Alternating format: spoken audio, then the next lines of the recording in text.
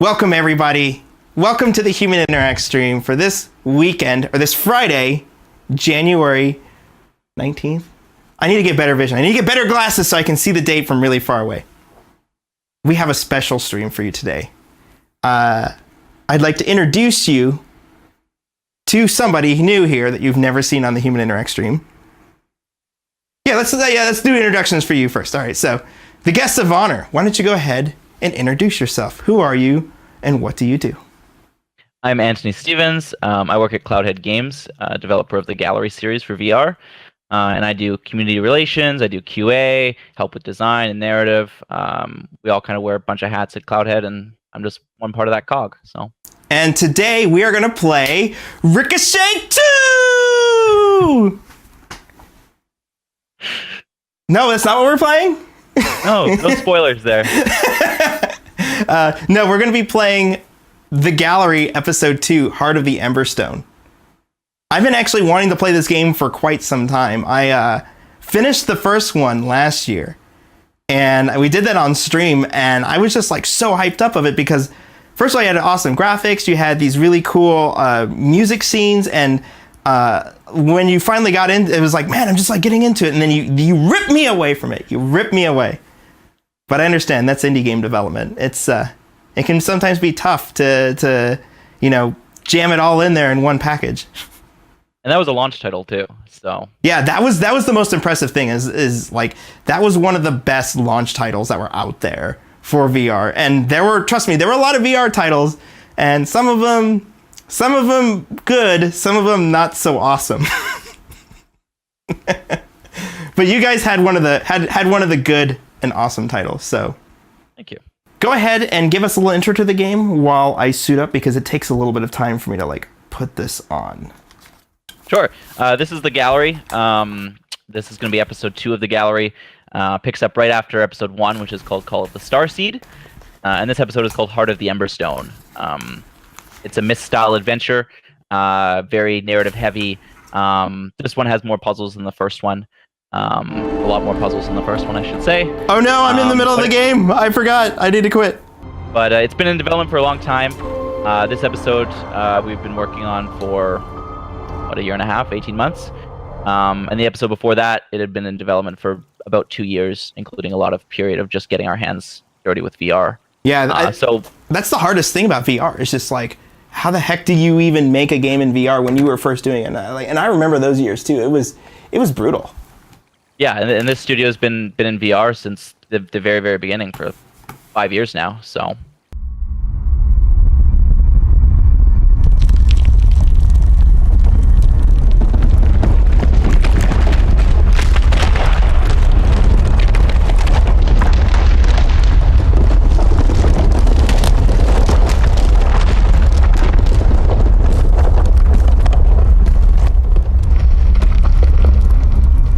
Hell yeah. So this game uses a teleportation system. If you've watched any of our VR streams, you're probably very familiar with it. You just tilt the stick in the direction you want to go, and then you rotate it, and then when you let go, boom, you're there. Now, I actually like games that allow you to rotate the stick because, at least for stream, I can still be facing the camera. And the other thing too is on room space, I'm not necessarily the biggest fan of room space. One, because I have a small room, and two, I've actually, after playing Robo Recall for so many hours, I just want to stand in one position, because it's turning around all the time. It gets tiring. Yeah, a lot of those features were directly created for comfort. Right? Call them comfort turns. Yeah. Nap turns, that kind of thing.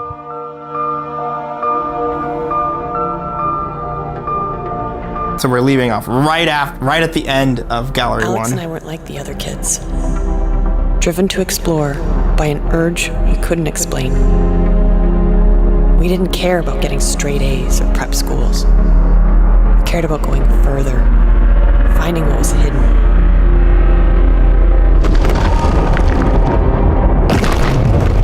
Alex grew out of it, settled down, accepted the 9 to 5.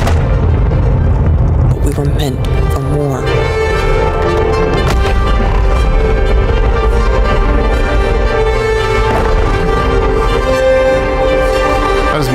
through space!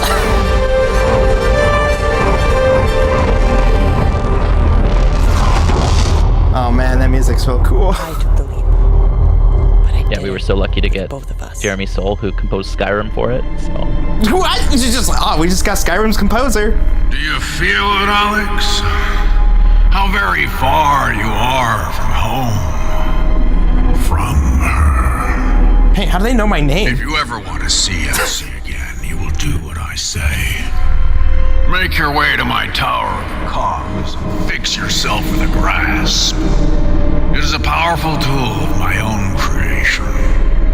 One that rivals even that gauntlet of yours. It will make you better. More compliant. Elsie obtained her grasp with limited help. Let's see how you fare. And return as swiftly as you can. I'm afraid that my homeworld has seen better days. Go fetch your grasp, Alex. Your sister and I will be waiting.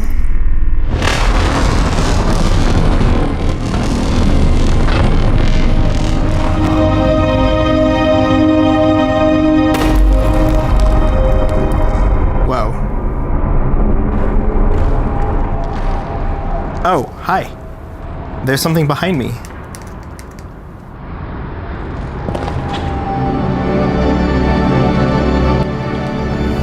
Alright, I see the little thing down there. It's like telling me not to turn that way. So, is there a way to turn left and right in the Oculus version? yep. So you just open up your game settings Okay. and go to I believe it's input options or game options, one of the two. No, other one. Standing Play space, 180. Standing 180, and then you can go to down there where it says comfort turns and just enable those. Hell yeah. And you can also, if you prefer free locomotion over stick move or over teleportation, you can enable that there too. No, I don't want to do that. There we go. Perfect. Alright, so we are in the tutorial part of the game where you're like, what do I do? From the last part of the game, you got the M Buster put on your hand and then it broke apart and now it's like, oh, my hand, what the hell happened? And looks like you've got some special powers.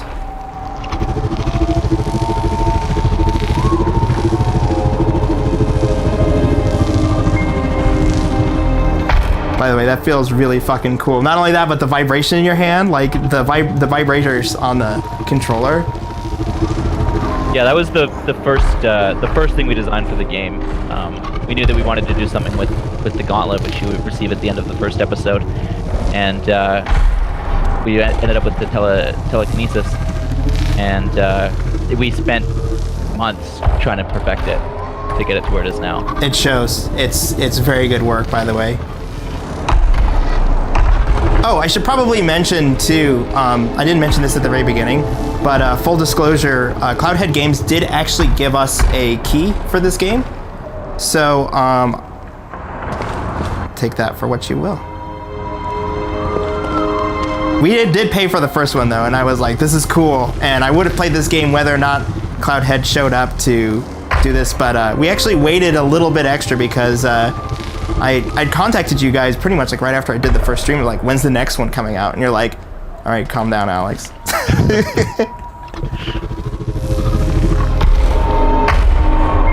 So yeah. Yeah, it was originally planned for the spring, I think, of 2017, and then we ended up pushing it back just to put the amount of polish in that we wanted to give it. So. Milestones, what are those? Exactly.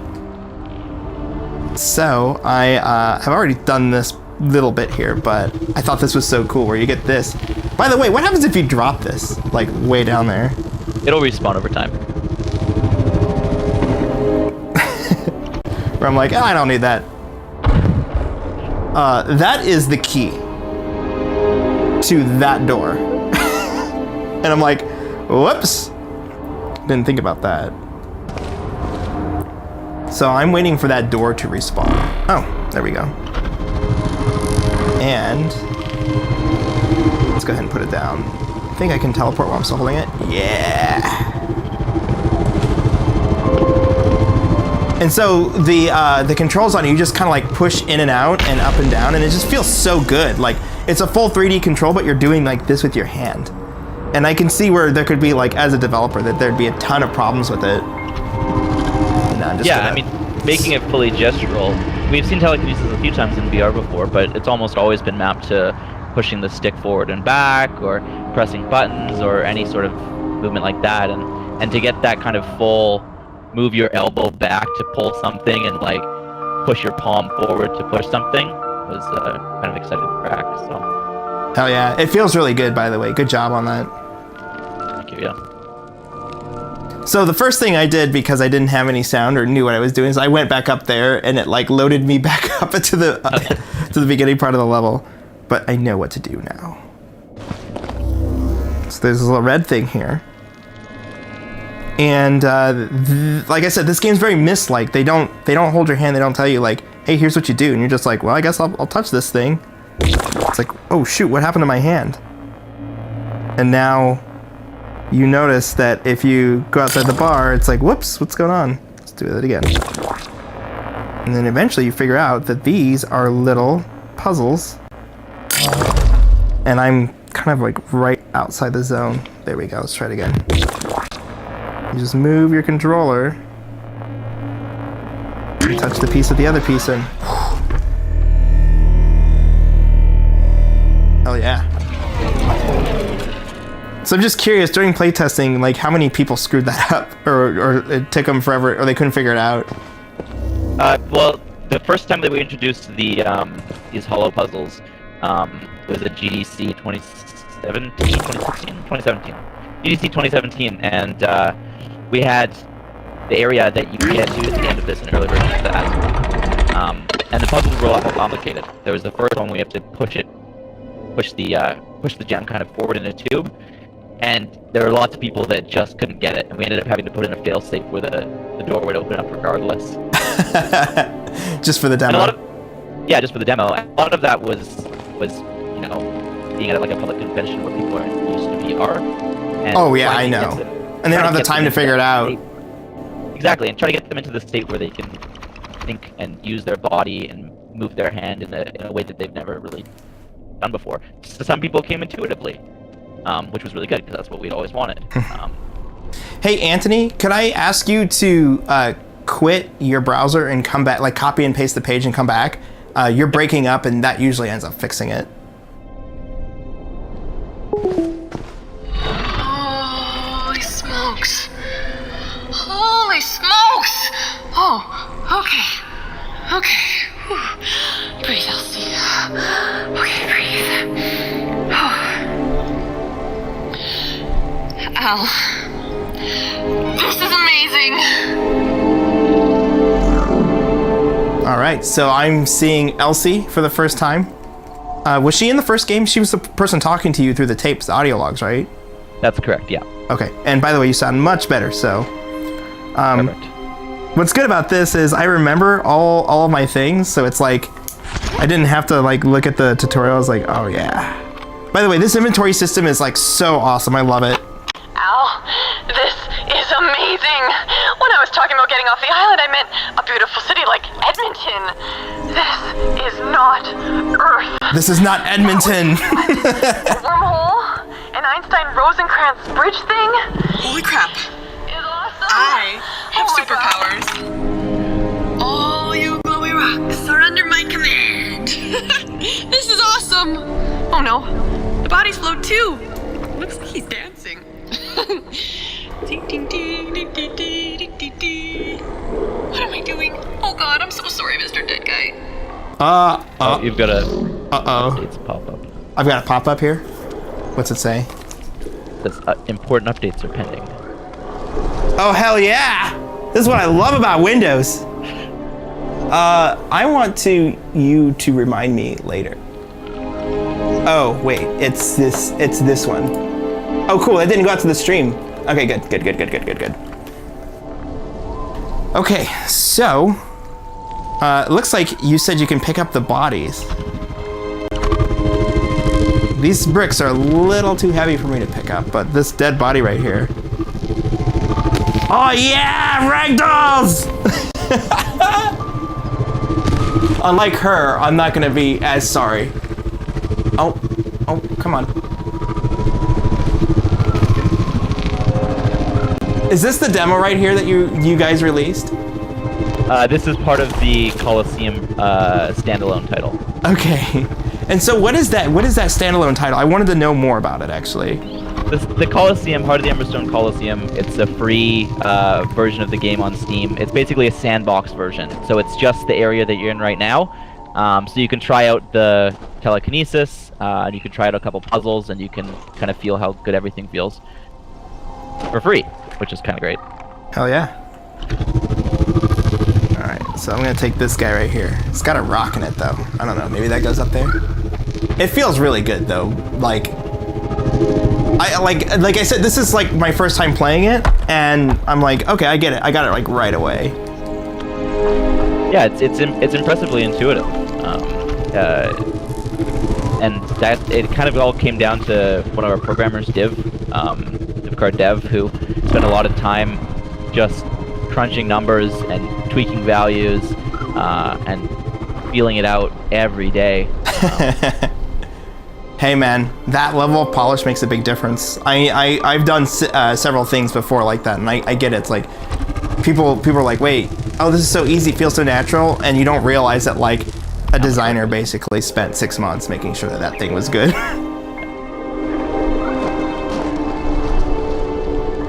All right, so here's our next door right here.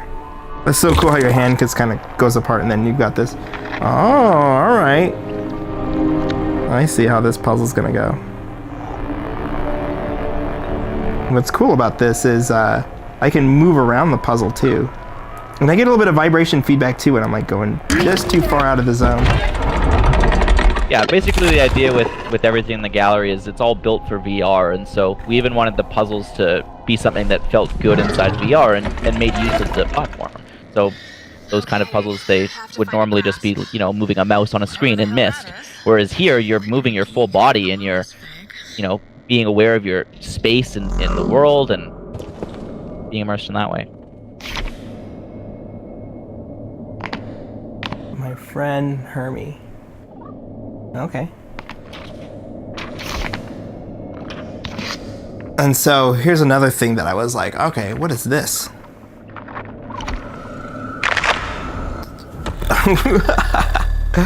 Oh man, that is so cool. Whoops, I just dropped the book. So is this something that I can take with me when I want to read later, or is it like stuck on this book? It's stuck on the book, yeah. Okay.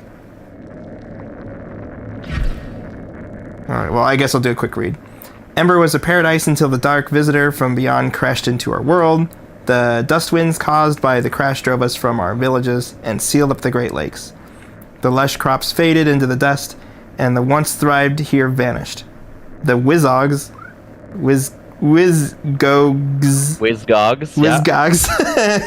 okay, would appear later and eat what remained.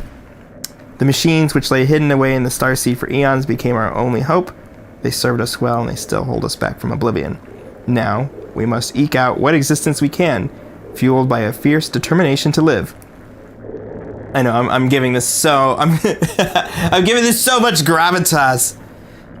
Say what you want about the nature of our kind. We yearn to exist. Can I voice act in your next game? Definitely. We need that 80s cheese. You need that. We have abandoned our plans to build and explore, and instead claw at each other's throats to survive. Where once banded together meet such goals, we now look at each other with suspicion and envy. Without dreams and plans, it is only a matter of time before we disappear into the dust. That is such a cool reading system, and like you intentionally like hold it far enough away to read in VR, because reading text in VR can be problematic. Yeah, and in the first game, then we kind of supersized some paper and had some kind of large handwritten text. And in this one, we managed to find a solution that it was that kind of at the perfect distance and the perfect size. And this is not morbid at all. It's just too fun. I can't help it. It's too fun. Oh, there's another tape. Let's get that in. Okay, first of all, I need to realign myself because I'm like walking out of bounds here. Okay.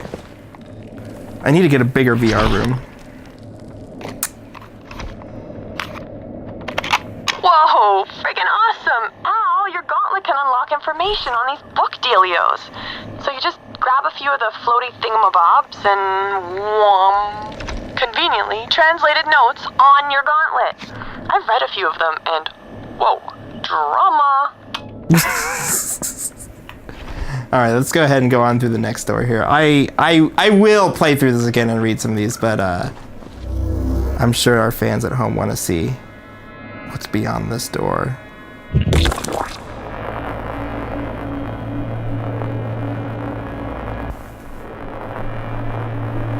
Oh man.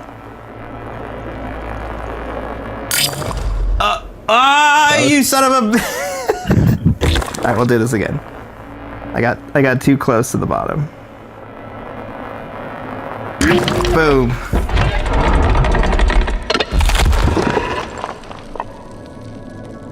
And by the way, kudos to your artist. This is all really awesome looking stuff. I mean, look at this. The rug, it's got the little wrinkles on it. Yeah, we got a new artist on for this game, Jonathan Hackett, who came from like Dead Space, and he put a lot of work into making things look good. Oh man. How do I get out of here?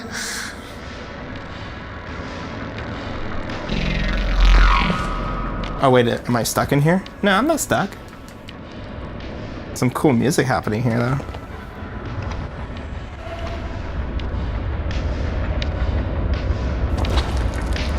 Oh, it looked like she chilled in here for a little bit. Who is he? Whizgogs.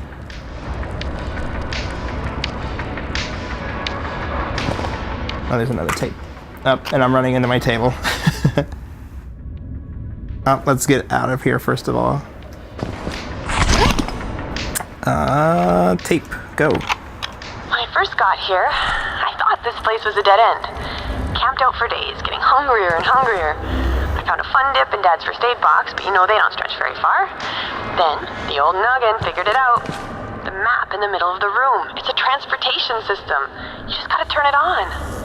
And I'm jealous. You're about to meet the big guy for the first time. Just try not to scream as much as I did, okay?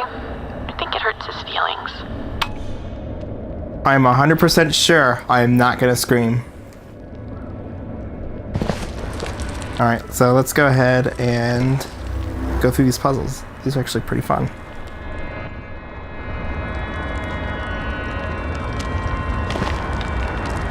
Oh, this is gonna be fun here. I need to use the side of my room. Okay. My room is like wider than it is in like front to back just because of all the camera and equipment. Right. Oh, that was good. First try. So are there any achievements in this game? I've noticed that like VR games aren't really big on achievements. We actually just added achievements to our last update, which was a couple weeks ago. Because you're running it through Steam and not Oculus Home, then we can't give you Steam achievements unless you do the OpenVR version. I see. Was that a big thing? Like, are VR gamers really big into achievements? Like, inquiring minds want to know. We like to talk about Chivos a lot in this zone here. Yeah, it's interesting. I think the people that are into VR right now are the serious enthusiast PC gamers, and those are the kind of people that like to deck out their Steam profile, and so they like achievements, and they like badges, and they like trading cards, and all that kind of stuff. So. Oh, this looks kind of hard. Any bets on if I can get this the first time? Oh. Any bets I can get this on the second time? Place your bets. Place your bets. All right. Any bets I can get this on the 7th time? There you go. The perspective helps.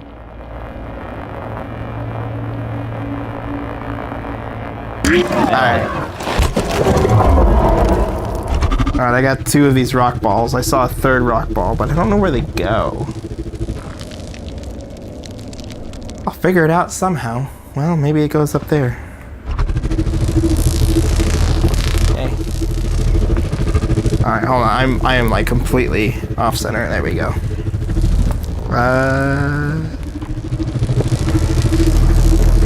Oh, there's one in there already. So I'm already noticing that these rock balls are a interesting form of energy. Exactly. And you only need 2 of them over here. And there's one out there already, so... Whoa.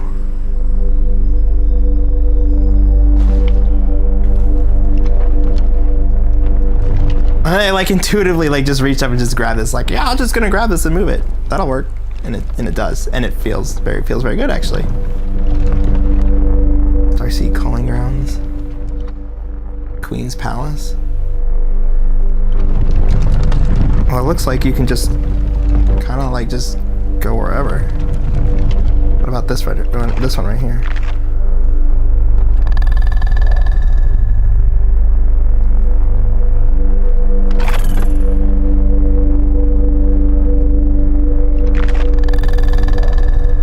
So, just curious, what if you're not right-handed? Because I noticed that like all the main actions have to be done with your right hand. You can switch your handedness in the settings. Okay.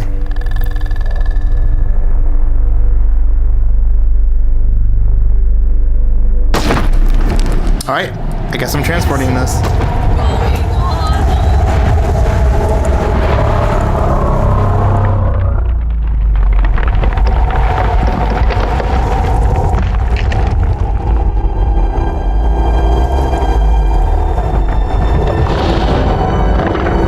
Open your mind. There, I didn't scream. I didn't scream for you. Transport? Hey, what's up, buddy?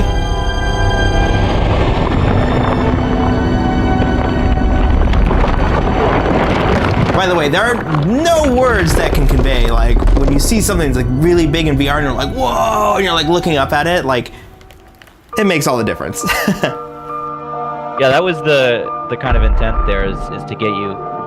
A lot of areas in the gallery, we try to get you to feel that scale. At the end of episode 1, there's a moment like that, and... Oh no. Okay. Hey, big guy. Look, I'm not from around here, but you should know that I'm expecting company. A ton of people know where I am, and I'm really important. So you shouldn't hurt me. Oh my God! Please don't kill me. Please don't kill me. Dude, if I was in this, I'd be like, this is badass. I'm walking around. Where are you taking me though, dude? Not gonna scream.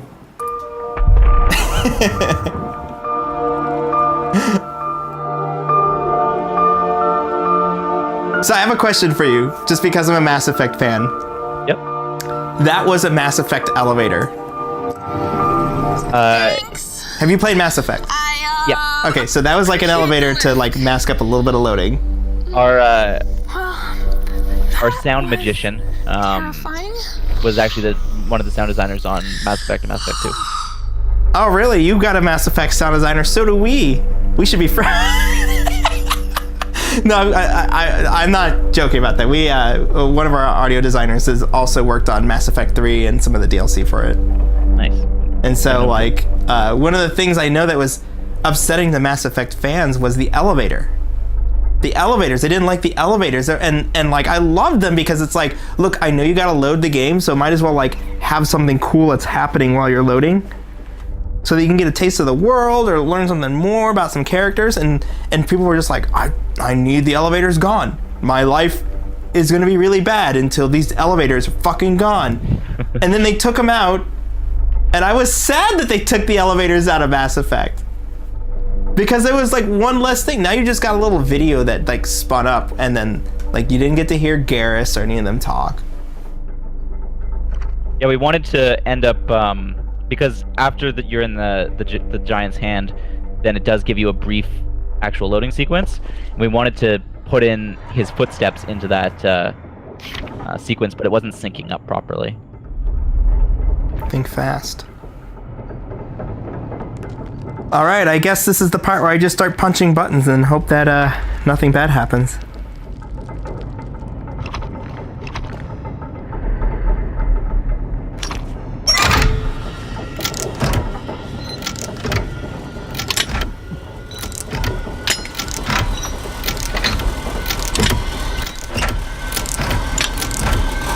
Something tells me that this thing's gonna blow up on me.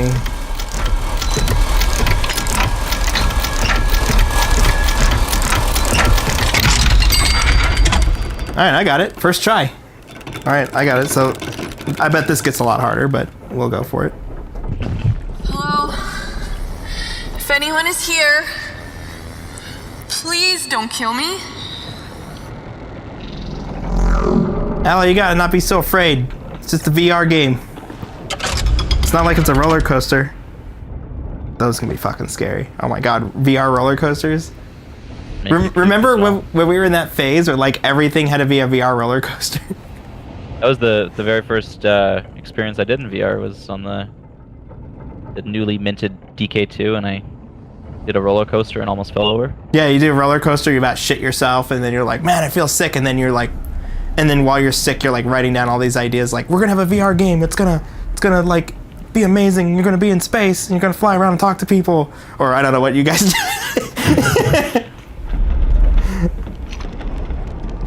When you had your first VR experience, like what was like the very first thing you're like that popped in your head? Like, man, I need to have this game. Well, I had seen it at a game jam actually, and there was somebody that was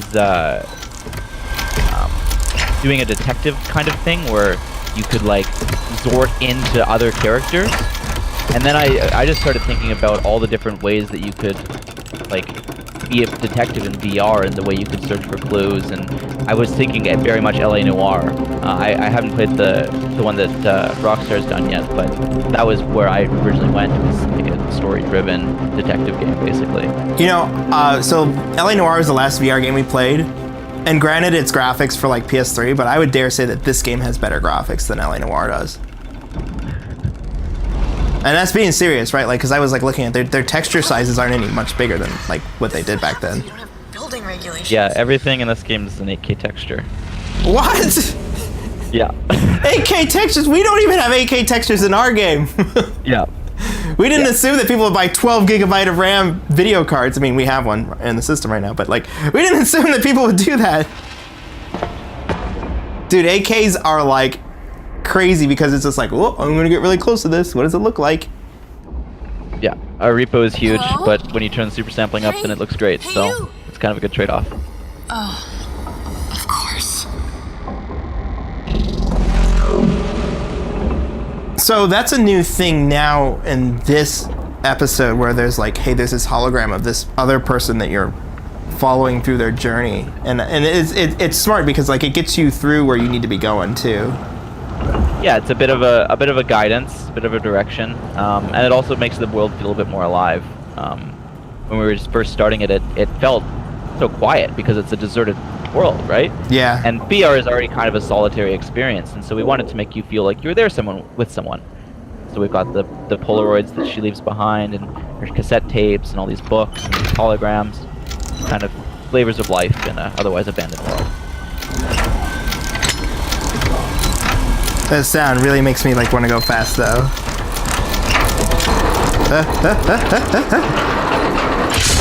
Wow, that one's quick. Gotta be fast hands on this one. Alright, I'll try it again. Is it random every time? No, it's the same one every time.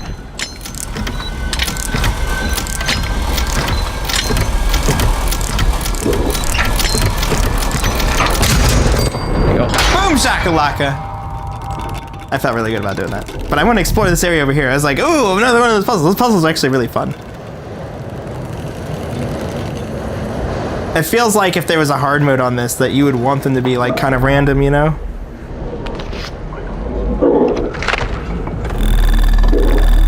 Ooh, the Wizog chamber. Began experimenting on William, my test gog. Oh. Hey, William. That's what a gog is? That's like, Wizgog, yeah. It's like a dog. When he proved to be the strongest of his gang, William is a small specimen, but he possesses an intense desire to survive, a trait I deeply admire. Yeah, you know, that's called being human. I have spent endless cycles trying to force William into a state of simple obedience, but he will not break. All forms of extreme pain and conditioning seem to be ineffective on these creatures. Nothing, it seems, pierces their unfettered drive to feed. Of note is that while Wizgogs are impossibly dumb, they appear to be fiercely loyal.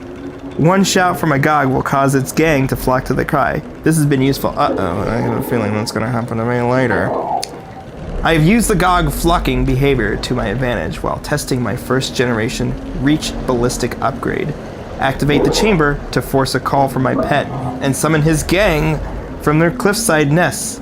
Even in the face of death, William's gangs refuse to leave him behind. A curious Gog weakness. Alright, well let's go ahead and kill ourselves. Because that sounds like a really fast way to die.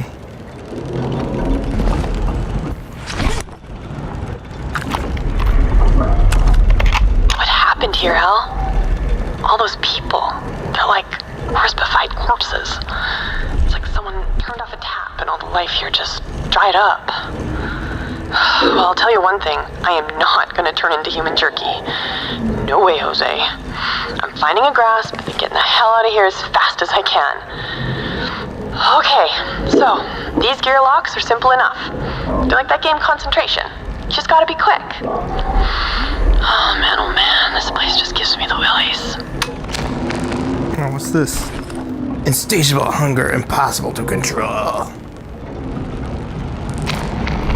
It's like one of those iPad covers that has like the handle on it. We use those for when we're like shooting video. Don't touch this. Well, you know what I'm gonna do. Damned Wizgogs! Your existence is infuriating! How do you even survive in this food chain? Dang, dude, you just want to be. I haven't heard from chat in a while. What are they saying? They liked the music, and they said good job on the cup puzzle. Oh, thank you. Yeah, that puzzle was pretty good. Yeah, let's do this again. His name is Sebastian, the creepy guy in the starseed. His name is Sebastian. Whatever he was building, looks like he was keeping it pretty close to his chest. What the hell happened here? Why did he leave all this behind? And most importantly, what does he want with me? With us? Guess we're gonna find out. All right, let's do one of these puzzles here, but it doesn't look like I can because I need to have something. That's okay. We'll go over this way because there's another place to go. So usually when I play games like this with the exploration things, I like to spend a lot of time like looking at every nook and cranny in here. Do you find that most players do that, or are they like all cutscene skippers and they're just like trying to run through it as quickly as they can, or do they know now like that's what this kind of game is? It's really been polarizing. We get the people that still rush through it, the same way we did with Starseed, and then we get the people that can spend like a ton of hours, like 6 hours in the game. We kind of call it a 4 to 6 hour game, but people have done it in 3, and people have done it in 8. So I could see spending a lot of time in all these things. we try to put enough details and you know, kind of gifts for players that want to look around and investigate everything. What is going on? The cell is dead. Well, the nearest Radio Shack is only a couple billion kilometers away. There must be a way to charge this. I say conveniently under my breath. I sense a puzzle.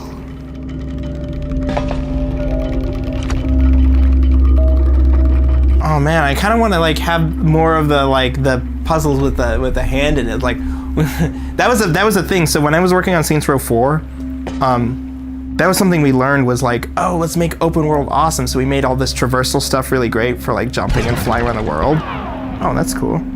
But then we made all these missions that were like, oh, they're really easy when you can jump and fly all over the world. So we had to like take away those powers. Tell us how to use our rations. Not essential. So we sleep without heat tonight. Must test the grasp.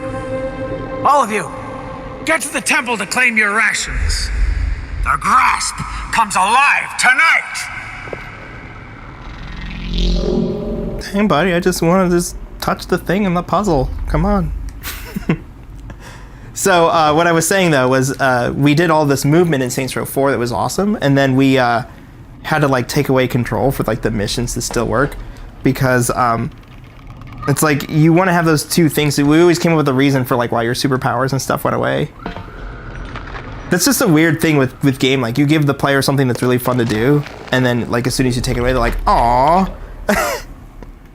Yeah, it was a really similar thing with this. As soon as we realized how fun the telekinesis was, we wanted to do it with two hands, and then we started doing it with two hands, and it was like too much fun almost. Yeah, I can see where you can get into that. Uh-oh, wait a second. Here's a hint.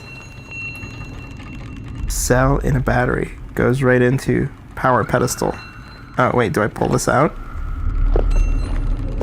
Oh, I see. Okay, let's ooh, a book. I don't know. Let's figure out what's going on with this puzzle. The grasp reach starseed.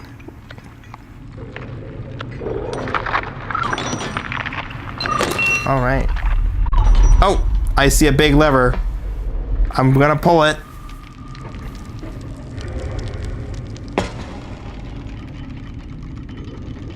Oh, come on, you son of a... Oh. Okay, let's go find that gear. Oh, I can't let go of this anymore. I was like holding onto it with my hands, like, I'm gonna drop this. Yeah, that's an important object, so you have to put it in your backpack to put it down. Okay, thank you. I would have just like lifted it in my hand like a dummy, like, someone super glued this 2 liter of Mountain Dew to my hand. I guess I'll drink some Mountain Dew. We had some people do that because you know how with the transport, then you have to use both hands. You have to hold it with one hand and then poke it with the other. Mm-hmm. We have people that were like, I can't use the transport because this thing is stuck in my hand. Oh. That's why we put the backpack tutorial back in the beginning of this game, is because we're not remembering that mechanic from the first game. Oh yeah, I think so here's the thing, when you're doing tutorials for just any game at all in general, like, you're always gonna run into issues with there's gonna be some players that will just like, they'll get everything immediately and they're just like, yep, you're a core gamer, you can just do whatever. And then every once in a while you run into somebody that's just like, they can't figure it out, and you have to like make tutorials and stuff. And so like, if you've ever played a game where like, man, there's too many tutorials, it's like, well, that's because somebody really screwed it up many times. And the last thing you want is like, you get a new game and it's like, someone's like, I bought this new game and I quit because I couldn't figure it out. Because that's what most players do. Mm-hmm. Most players will just be like, I can't figure it out, and then quit. And we've had that actually a couple times. Like, I mean, it happens in every game when you're in development, and like, the goal is that you do that enough times that, okay, you never have to like do that again. All right, this thing is red. It's calling to me. Oh, and there is something there.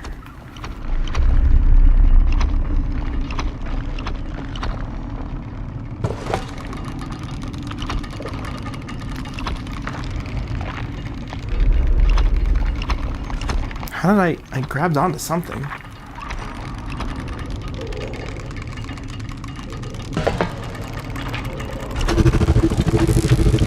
Oh, there's a dead body up there. Hey guys, welcome to the stream. I just want to be okay. All right, guys.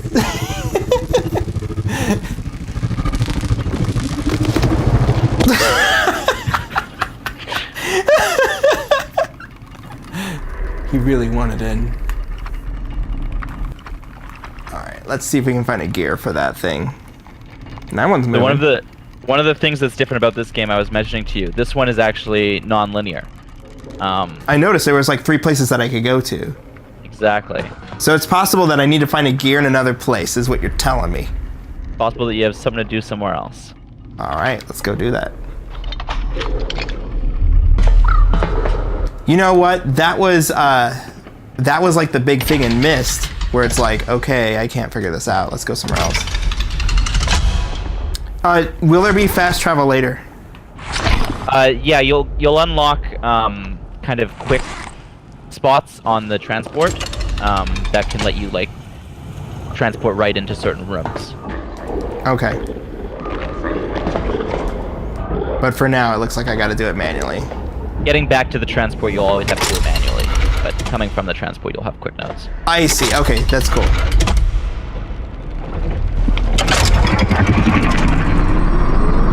Oh, that's so cool with the particles that come at you. Ah, that is so awesome. All right, so here's the funny thing. I don't know where I am right now. Except for, oh, I guess it says I'm in the Tower of Cogs. And we're not talking about Gears of War. The Queen's Place, was that where I started the game? No, you started in the Starseed area. Oh, I see all the maps and stuff here. All right, big guy. Let's go on a trip. It's vacation time. Oh, you look a little different.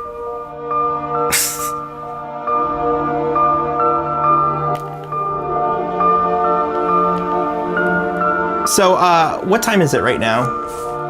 1:50 right now. You're in Pacific time. Pacific, yeah. Sorry. So yeah, so where is Cloudhead Games located?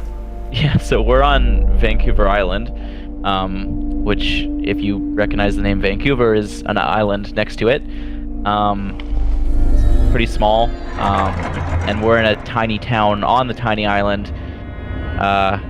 And yeah, it's kind of weird because normally in Canada, then there's the big development hubs. There's Vancouver, which everyone knows, and there's like Toronto and Montreal, and those are generally the three big hubs in Canada. And we're not at one of those hubs, but we're doing some of the most, groundbreaking stuff in the games industry right now. Yeah, hell yeah. Working with VR, so you're doing a triple I game, but you don't have like 1,000 Ubisoft employees slaving away to all make the same thing. No, we've got less than 20. So that's really impressive, man. I know people are like, why did the game take so long to get out? Oh no! Okay, hold on. Let's do better. Let's do better.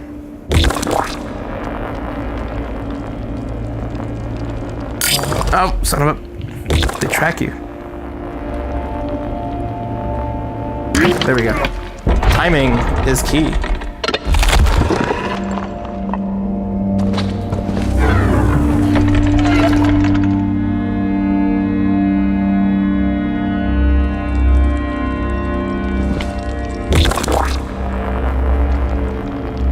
Oh. Oh. These keep getting interesting. Son of a... Okay. I got this. I got this. How many bets do we have that I can do this in less than 7 takes? Less than 7, you got it, yeah. Less than 7, you think so? That's 2. Where's the next one going? Oh, ooh, ooh. Oh, there's the next one. Ooh. Oh, whoa, oh. Get in there! Ah! Nice. Alright. So if you have like okay, so there's a non-comfortable mode. So a lot of people who are not used to VR games want you to have like the twin stick control. And it looks like you guys are adding that, right? Like traditional FPS controls, like I can move with one stick and turn with the other. Right. So because we've been in VR for so long, then we were there when everyone was puking, like before people started claiming to have, iron stomachs. Nobody has an iron stomach. I don't care who you are. I agree with that. But we were there since everyone was puking, and one of the longest running things was we felt that in order for VR to have mass adoption, it needed to be comfortable for people and not make them feel sick. And so we were one of the first studios to introduce the comfort turns, the snap turns, and then we were one of the first studios to introduce the teleportation, which is another way to avoid motion sickness. How do you feel that, like, since are you willing, sir, are you willing to say on stream that you, Cloudhead Games, pioneered some of the locomotion things that we take for granted in VR right now? Yep, we did. It was just the case of, it was the case of simultaneous development, right? It's not like we invented it. With the comfort turns, then it was just an essential turning point. And Oculus was doing some simultaneous development there, and they ended up including comfort turns in their best practices back in the early days. And as for teleportation, again, simultaneous development. Valve had an early version. Have you done the VR destinations where you can go inside their office? Yes. They had a really early version of that, where it just had different nodes, and you could kind of transport between those different nodes. There wasn't freeform teleportation, but it was node-based. And we said, hey, that's kind of cool, and it does make you feel sick. You can curate what the player sees because you can give them hotspots where they want to go. But then we wanted to add more freedom, and so we took that restriction off and allowed you to teleport anywhere. So that's, I don't know, you might want to ask chat about this, but like, how do you feel? Like, you know, you did a lot of this, but like even me who works in VR, like I didn't know that you guys like helped to pioneer a lot of these techniques.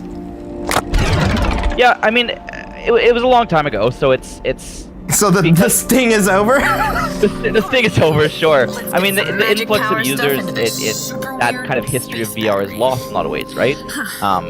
It was as soon as it launched as a consumer thing, and then it... I'm gonna blow some minds. Okay. It's in. Now what? The machines which keep us alive are fueled by the Ember engine. The engine can only be lulled awake through song. But these days, that has been proving itself difficult. What will happen to us when it remains asleep forever?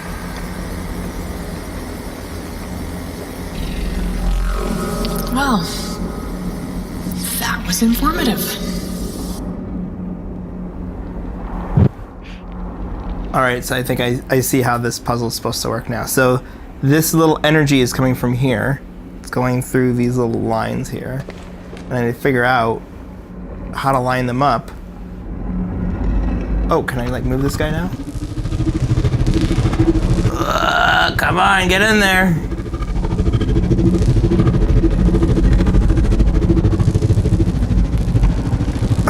All right, that's not gonna work. All right, let me see. So yeah, comfort turns. That was like something that we all took for granted, and now it's like, here we go. It's a thing.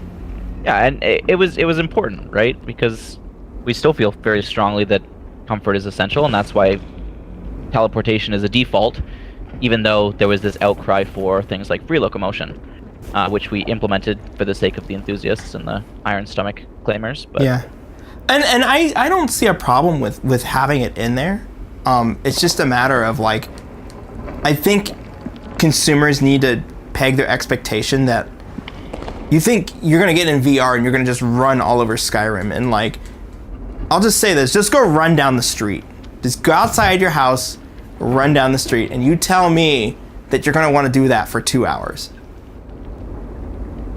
Yeah, and one of the things too is that with the teleportation, we were able to have a higher fidelity experience because in between teleportations, we could offload stuff, cull areas, and res graphics, right? Like, we could do all of these perf increases by having teleportation. And so in a game like the Gallery, introducing relocomotion meant it was a buggier experience because we weren't able to leverage those techniques. Really? I didn't even think about that. Yep. All right, I have a feeling that I'm missing some stuff here because I see like things that things can plug into. Like, I got some power going on here now, but... Okay, so when you grabbed the... when you put the battery in... Did you put the battery into the pedestal? Yeah, I did. And then she, the big cutscene played. Great. At that same time, we probably talked over it, but there was an elevator that you would have heard behind you that lowered down. I will search for this elevator.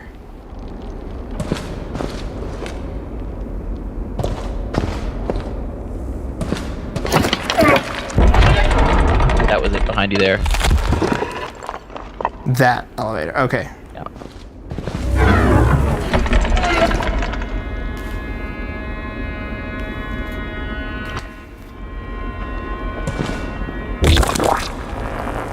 Oh. What's the catch?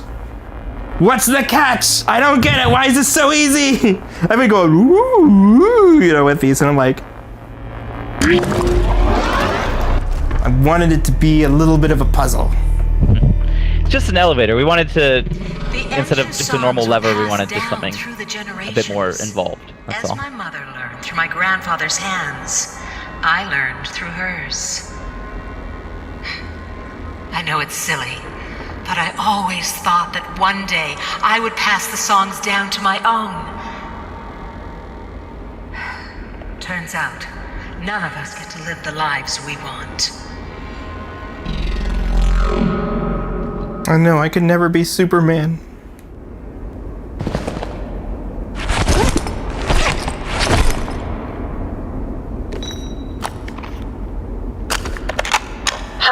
I read one of those tech book doohickeys, and it said that these holograms are moments from the past. Your gauntlet will show you what you need to see. Well, that's certainly convenient. Suspiciously convenient. Wait a tick! Gauntlet! I need to see David Hasselhoff, naked, covered in puppies. No? I can't blame the girl for trying. Whoa.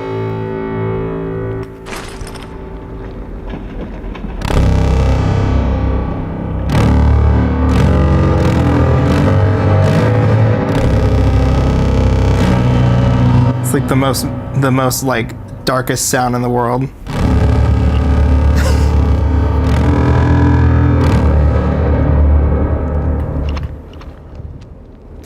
All right, she said look in the book. I'm gonna look in the book.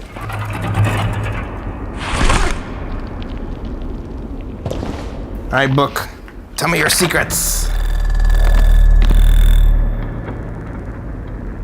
So, I have a question for you. Maybe you can help me with this. Yep.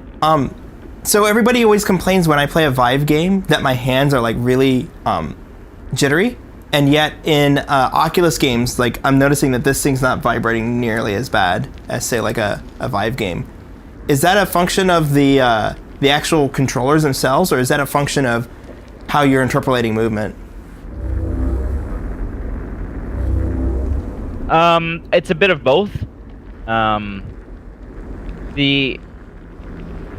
It's weird because we see the same thing, but it's sometimes on Oculus and not on Vive, and generally it's been an interpolation thing. But sometimes it can just be as simple as like with the Vive sensors, those can actually vibrate because of the motors. So sometimes that can actually just be the lighthouse vibrating, and it can make things jittery. Oh, I didn't think about that, because my lighthouse is on top of a stand. I mean, it's not like it's sandbagged down or anything, though. I could see where that could be an issue, though. Maybe my lighthouse is just vibrating on the stand, and that's what's causing it to jitter really bad. All right, so I do not have the notes for this. And she's like, I just read the note really quickly, and she's like, yeah, just play the notes. You got it. Oh. I did not see this. That looks like that can go over there. So I need to find these little crystal things.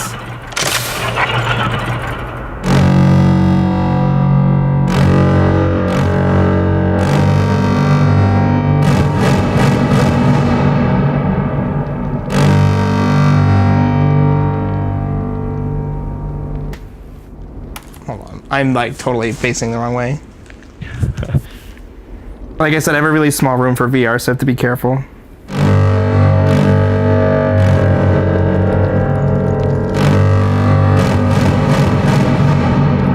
Trying to play Simon Says!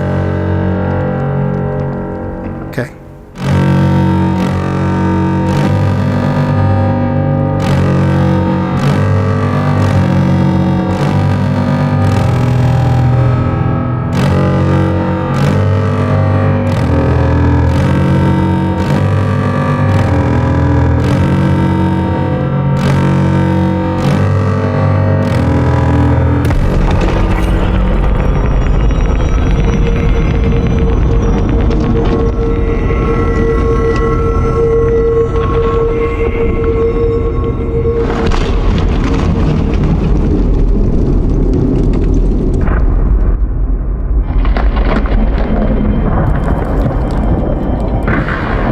know, this is one of those few situations where I'm okay with lens flare because it's like it's in place and it feels like it's part of the VFX.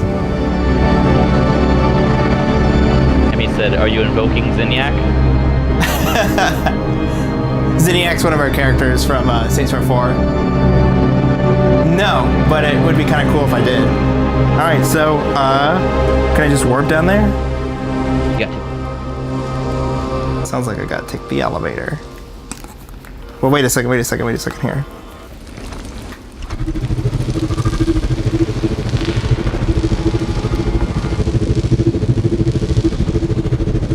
You can push this really slowly, but I don't know if it needs to like go on something or not. It feels like it needs to go in there, but I need to pick it up. And I see a thing over there that I can... Like, I need a power source. Alright, let's go down the elevator.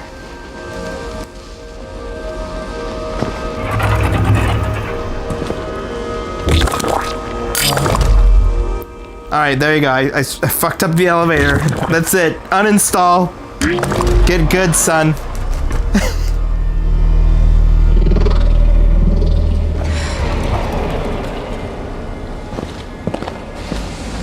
I must say, the hand looks good on you. Sebastian, it has its charm. When Mother left, I thought that you would get the hex considering you. My what? This. Yes. Mother's mind was made up the minute I was born. She was a complicated woman, but deep down, Oh, I don't think... do that! You know exactly what she was and what she did to me. You were there, and you were supposed to protect... My apologies. This is supposed to be a time of celebration. Congratulations, Sarah. Thanks, Sebastian. Dick. I'm sorry. Congratulations, my queen. That's not needed. Oh, but I insist.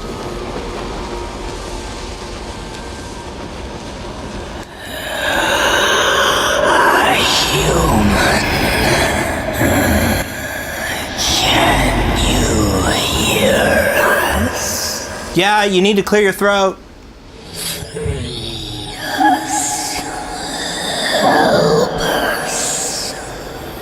We are weak as one. For some reason, I want to mine Vespine gas now. Ooh, there's a little tape here. I didn't even catch this one.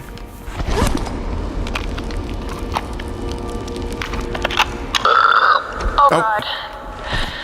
I was so hungry, I ate some of those great food bullets. I found a tooth in one. I'm not kidding. A tiny baby tooth. So gnarly. The brown water coming out of that machine to the left, it's somehow worse than Surrey tap water. Okay, so that pedestal under the scary giant lady is where you charge the battery I left back in the other tower. Also, she looks like she has beaver fever. Probably from the water. What's beaver fever? I think it's a rash, actually. Okay. Weird Canadian. Because you say beaver fever, and in the context of this channel, they're going to be like...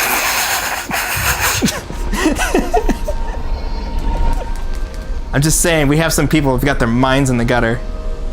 We did have an argument when deciding whether we should keep that line or not, because it's such like a weird niche Canadian reference, and we were worried that people would interpret it that way, and we said, you know what, that's Beavergate if it comes out.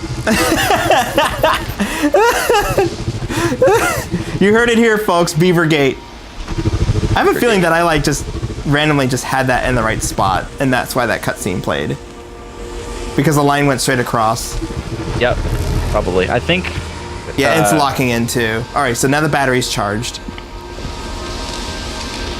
and I can take the battery back with me and then go back to that place. That's right. You got it. All right. Keys, open doors. Wait, what's happening over here?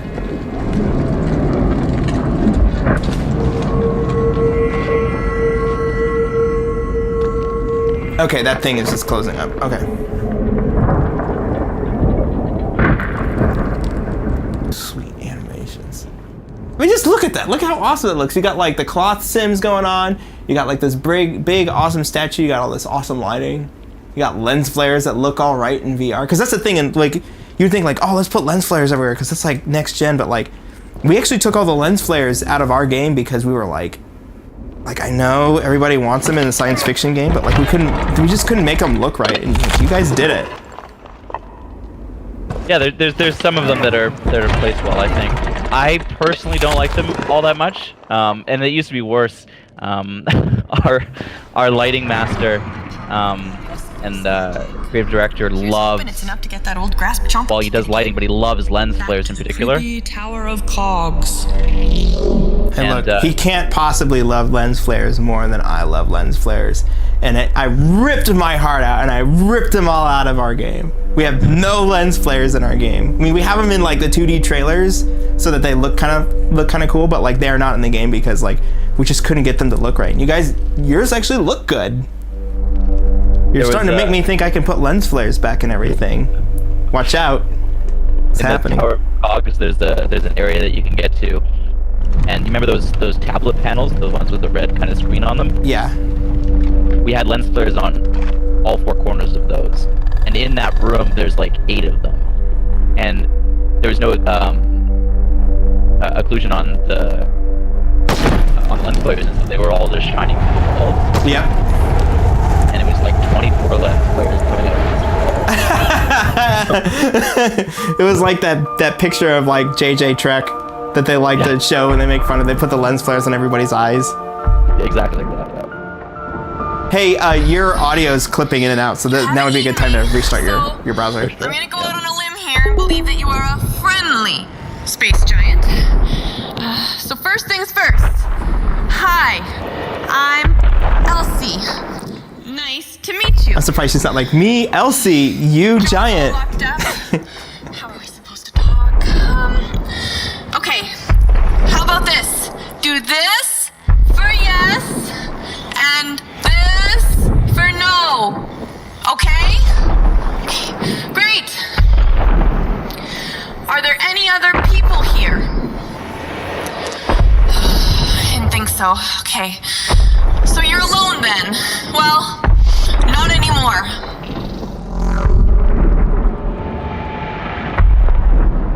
Hell yeah. I'm gonna take a look at this chat here really quickly. I'm just seeing so many people here. Oh, they're talking about Saints Row and stuff. Bieber Gate. Oh, cool, sweet. So I can warp right here and maybe the battery will power up that machine, which is what I was trying to get to make a gear before I got like caught on like, well, let's just pull a guy out of the top. All right, big old space battery. He wants my hand. Oh, come on. I only got one good one left. Well, I got us into this mess. Gotta get us out. Mother! Oh, why you gotta do this to me? I don't want to lose my hands. She didn't sound like it hurt too bad, so I guess I'm gonna get 2 space hands. Well, I don't know, we're gonna find out.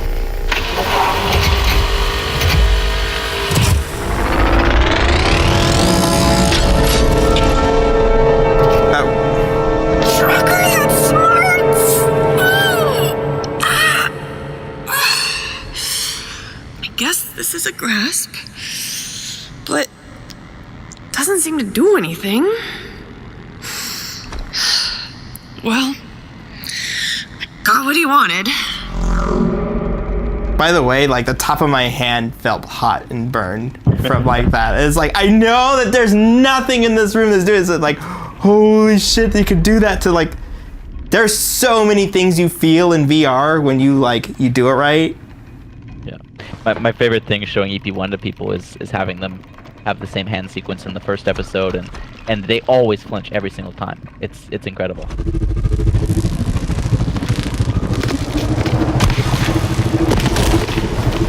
That never gets old. All right, so I got the hand thing. I guess I can stick my hand in here, maybe? I don't know.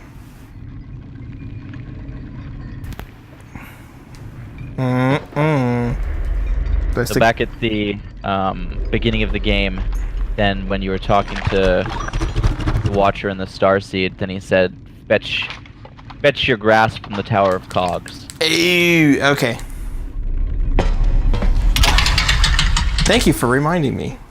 No worries. Honestly, like, I'm wondering, I mean, how much more are you working on this game versus, like, you know, getting to episode 3? Because we have never been allowed to provide for ourselves. Well, we have one more big patch that we want to do for EP2. A big performance upgrade and an upgrade to Unity and all that kind of stuff. Change all that, a grasp for all. But beyond that, now that we've added in the achievements, then we're more or less done with it. Ready to move on to the next one. Let's drag that bitch down to our level. Ugh. You sound like a nice guy.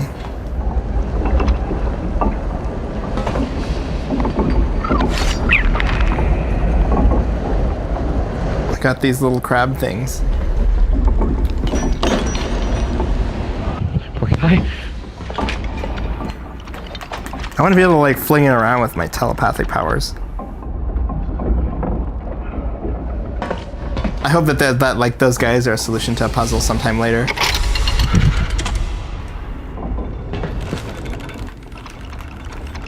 It's cool looking. I just wanted to touch it, see if it did anything.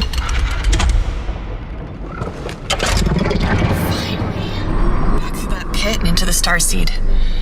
I got a grasp, and now I am going home. Once you go to the Starseed, no one checks out.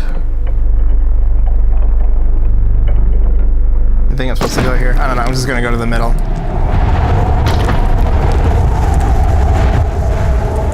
Man, I still look at my hand and it still burns. It's like crazy.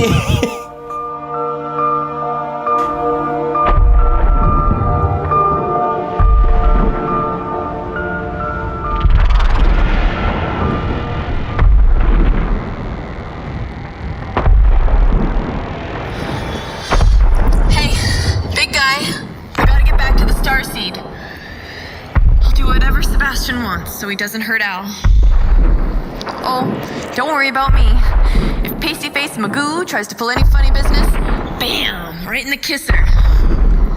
Oh, it's okay. I won't forget about you. I'll be right back. I promise. We're pals now. How did you figure out how to talk to him? Did she teach him English sometime between then and now? Did I miss something? I need to know. Inquiring fans need to know. There's so many questions. I love it because, like, I'm exploring this world. I'm finding out things about the world. And I was like, I have so many questions. I need to know. All right, now that I got the hand upgrade, I can just yank some guys around. Okay. I'm guessing I'm supposed to go back to the guy, but I don't think he's here.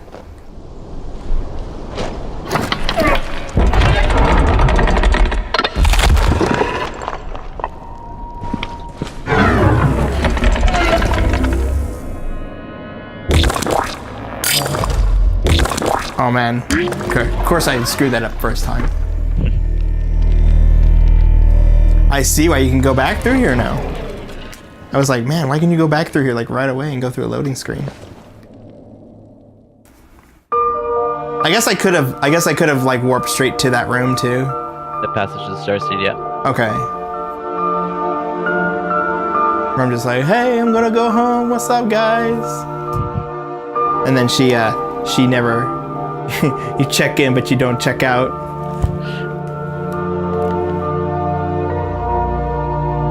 Never heard from again.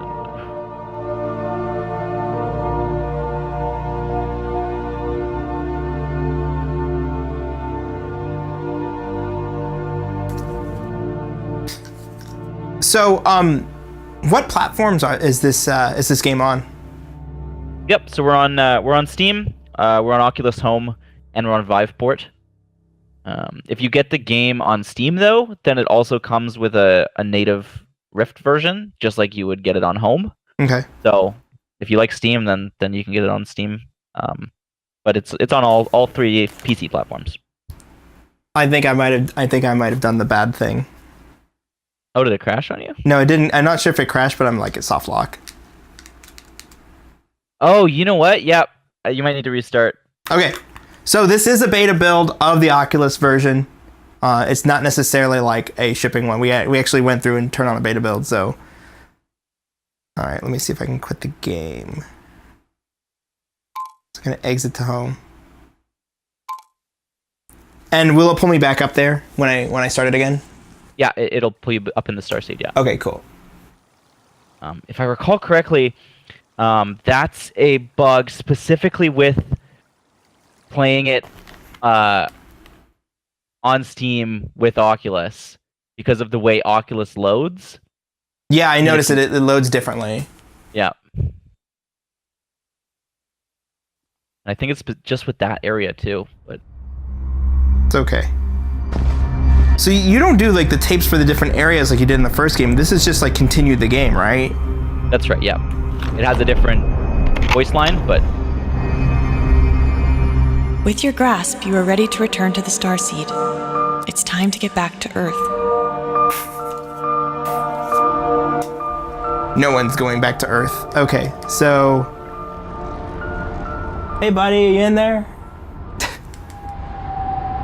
Alright, S. so like... Blomkamp says, "Who is this? That's not Cloudhead's Antony." Is that someone you know? Because that's not someone I know. No, that's one of our artists. Come in, say hi. He can join chat if he wants. But I have to take Yeah, he was saying that in chat. Sebastian might know how to set you free, and Al. I gotta protect Al. If I don't come right back, please, help Al like you helped me. I gotta do this.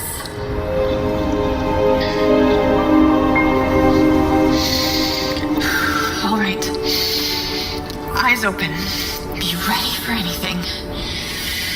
If Sebastian tries anything funny, take him down.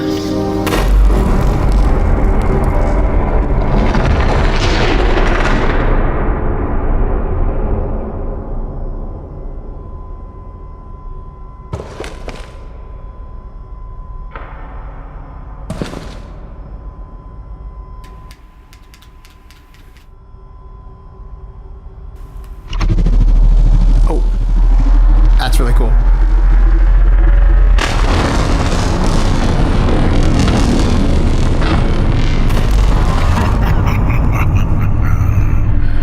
You made it back in one piece. We underestimated. No! Not now! I just needed one more. Alex, do not jump. The starseed is dying. If you take the leap now, half of you might not make it here. I can't take that chance. I need what you have. What you are. Listen carefully. Inside my sister's engine lives a great power. You may be able to use it to get back, but to open the engine, you'll need to find the last crystal. This power that I give to you is borrowed. But rest assured, I will have it back soon enough. Oh, what are you doing? Get out of my hand, Charles! No!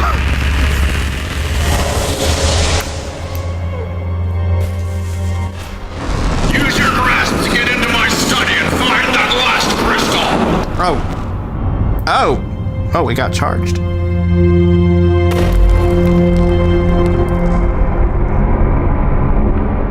Thanks, buddy. Yes, now I have the light and the dark side. And together, we are stronger. So, who's your friend? Introduce them. You said they were in chat. Yeah, that's Steven Blomkamp. He's our artist. He's been with us since CP1, and he was actually the guy that designed and did the art for Boulder, the Beast. Hold on, Steven Blomkamp. That name sounds really familiar. What games has he worked on? Or what movies? So you'll probably recognize in the Blomkamp name.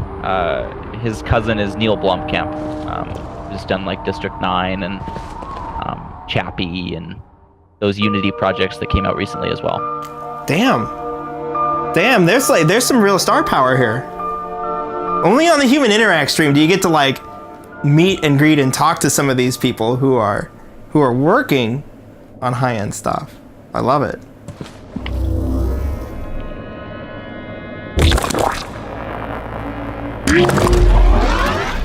All right, so now that I have 2 hands that can do energy thing, I feel weird though. I feel like this hand is like the cheater hand and this hand is like the real deal.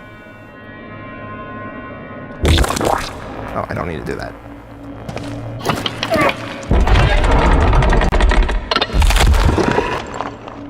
So in the demo, do you only get 1 hand or can you actually do 2 to like... We actually give you both, yeah. Okay. So you can just be like, ah! Oh wait.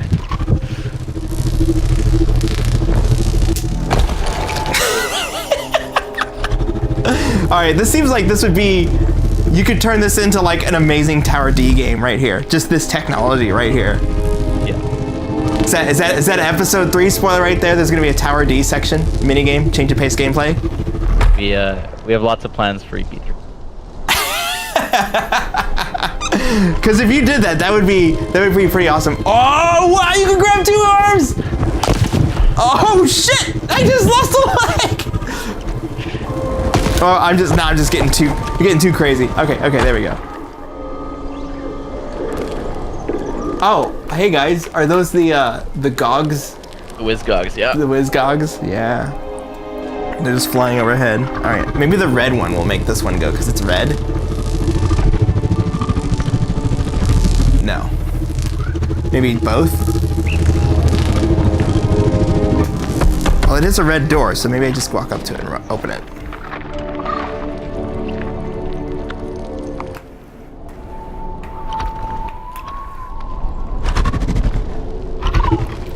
Okay, I was like, wait a second, for a while there, I was like, I have the claw, and I could only do the claw. For the rest of eternity, this is the red power. I didn't ask for this.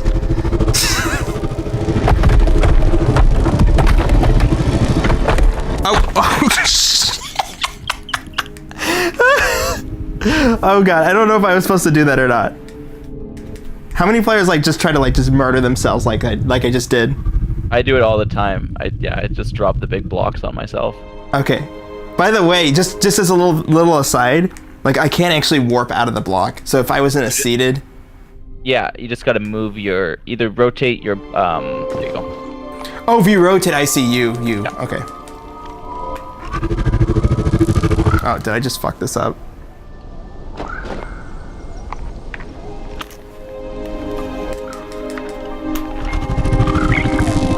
Oh, wow. I hope that doesn't stay there forever. Stuck in there? Yeah. You seeing this? Oh, there we go. There you go.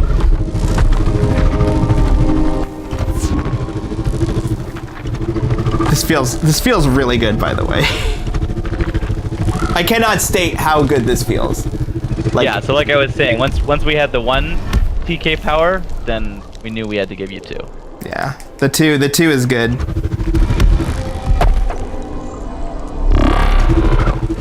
You know, I'm kind of surprised that Marvel hasn't taken a big dive into. I know they announced a lot of stuff at OC4, but nothing like this where you can like imagine if you were like Wonder Woman using the rings to like shoot stuff and everything. Like it feels good. It's just so much R&D, right? Oh, I know. AAA has a hard time getting into it. So. But that's the reason why I've liked what you guys have done, because you guys are on the forefront of like, here's what the new thing is, and then, you know, people start to rip on it, and it's like, well, these guys did it first. There's something to be said about doing it first. Then you just gotta write your own Wikipedia articles like, we did this first. Make sure you're doing it when you're playing like that Drake song, you know? Yeah. It's like, motherfuckers never loved us, and you're just like typing in this like, we did this first.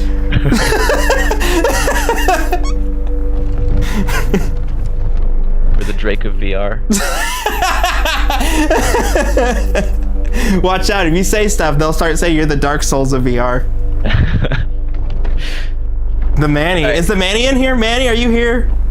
I haven't heard any Dark Souls jokes. I think there's the Manny in here. I don't know if that's what I wanted. So I'm there. And then there's the Ember Engine. That's the big creepy statue. I don't know if I need that. Emmy says he isn't. That's too bad.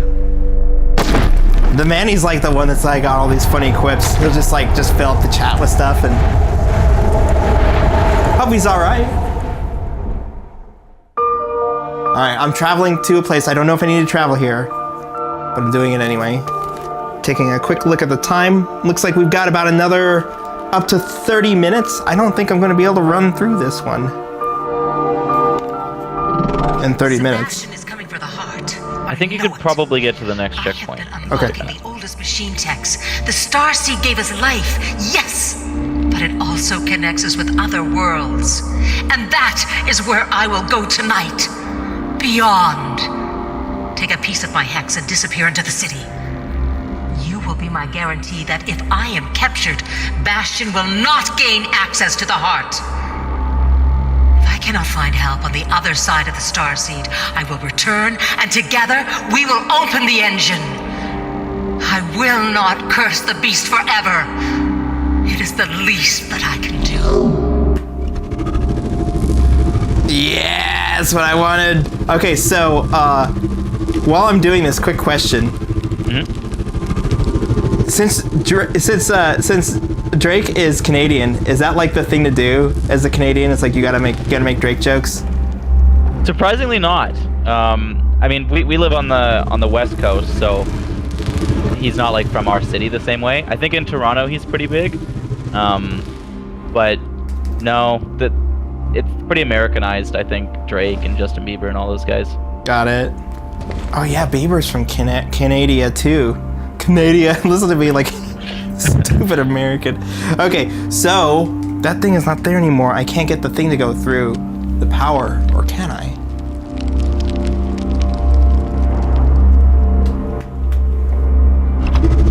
Oh, I can use the red power to move things around.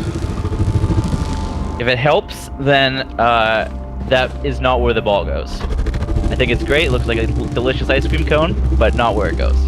All right, stand by. I'm gonna fix this. Oh, come on. How can I be so stupid? I wanted to put the ball there the whole time. You guys lit it up like the ball's gonna go here. The ball's gonna go here, and then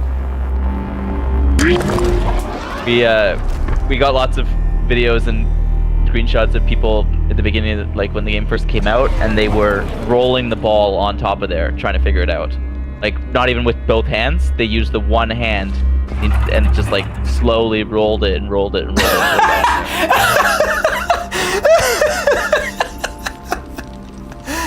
Very impressive.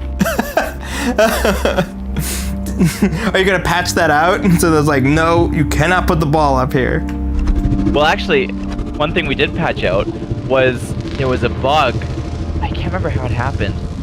I think it was if you were holding on to it with one hand of telekinesis, and then you took an object in your other hand, you could swat it, and then it wouldn't have its weight anymore, and you could just like literally hit it around the level like it was a piece of paper.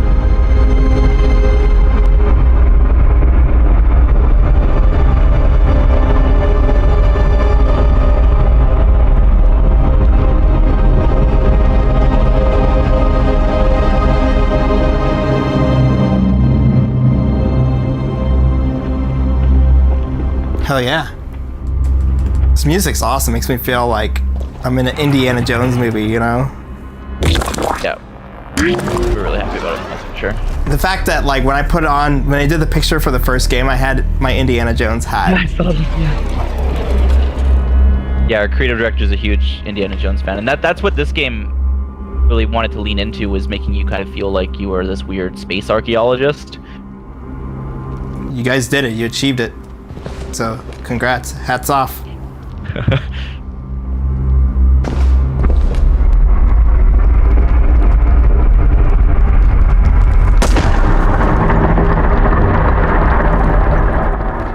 Oh no. Which path do I go down? Let's pick up this skull though first. We can have some fun with it. Oh! Ow! Ow! Ah! There's a thing in it! They're a little creepy. Dead bodies? I don't care. Little creepy crawler things? Stay the fuck away! Alright.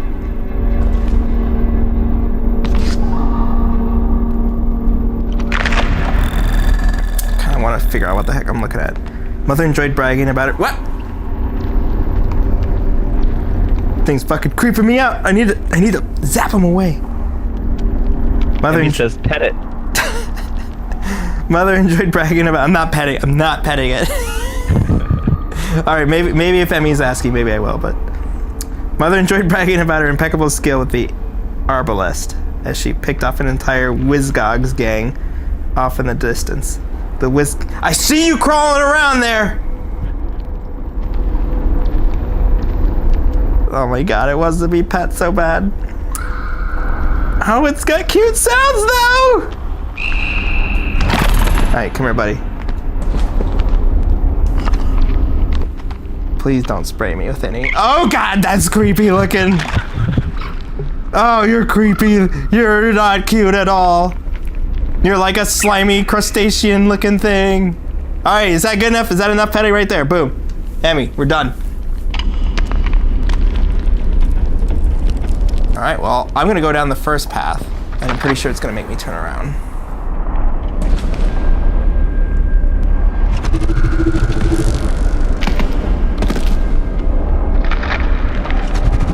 Emmy says give him a name, maybe Scully. Skull.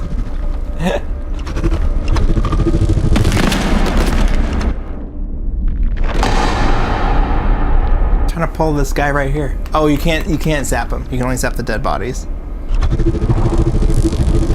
So how come you can't pull in the little crab guys that are on stuff? Because they're everything that you can telekinesis is powered by creator tech, and their creator tech. There's only one of them, I think, with the creator tech shell, and it's not active. Okay. I was just kind of curious because I didn't know if that was like a fun thing or if that was just like a. It sounds like you had a serious story reason. Oh, dang it! I'm stuck here. Good thing I know how to use the flashlight. For the skeletons or for the little space creatures? The little space creatures. I know you can't zap them, but you can get the zombie skeletons. Yeah, because the zombie skeletons they're wearing the creator tech chains basically. They were basically the poor people and the royalty that had the gauntlet and all the powers would just kind of play with them and control them. See, like going around an area with a flashlight like this feels really good. The way that you do the lighting and everything, the real-time shadow casting. Mm-hmm. That's expensive to do in Unity. I know because I had some friends that was working on a game called Overload, which is like a Descent spiritual successor. Okay, cool. And they enabled shadow casting on it. They're like, it's really heavy, but it looks really good.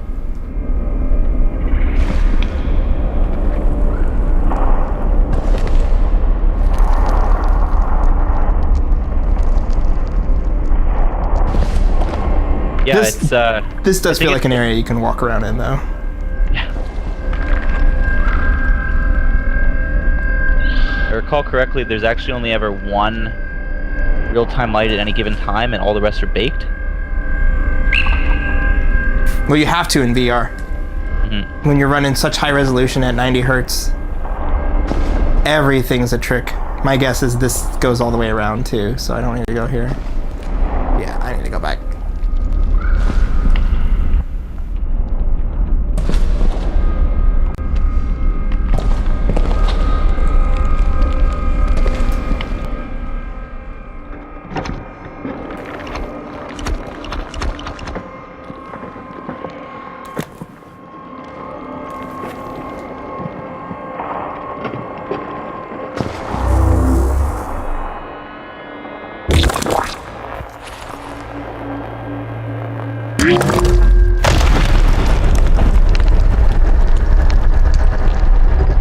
Steven says, fun fact, all the developer names are featured in the obituaries in this morgue, each with a custom backstory. Wait, where?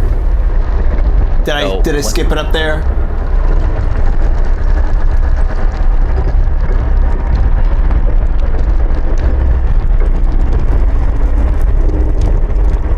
Is this something? Are you saying something that game dev has killed your souls, and now you've had your souls crushed? Surprise! Now you're in AAA game dev.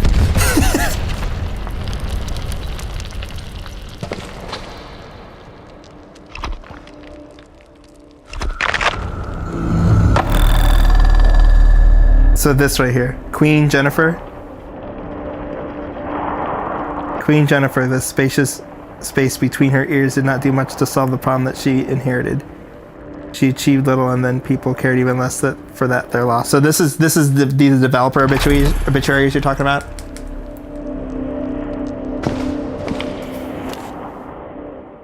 Uh-oh, we've got a crash on chat here, so let's take a look. Nice Easter eggs. There's a few, for instance, reference to Dark Crystal. One primary influences this game. Yes, Dark Crystal. Anthony, you have crashed, so I'm gonna keep playing the game and hope that you can come back. If not, send a message in the Twitch chat if you can't get inside the channel. My computer died.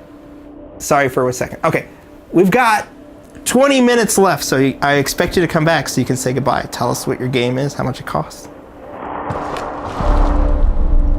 All right. Well, we're down on the floor here.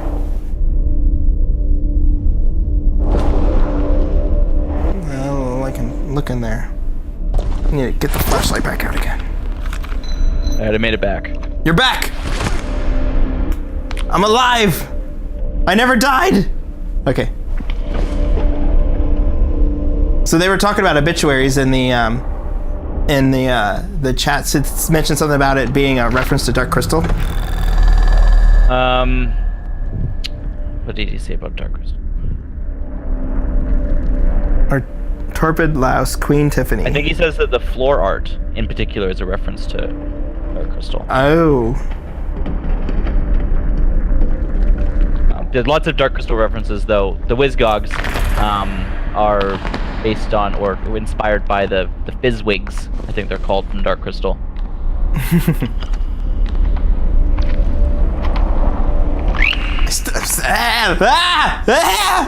It's too much for me. Fizzgigs, that's what they were.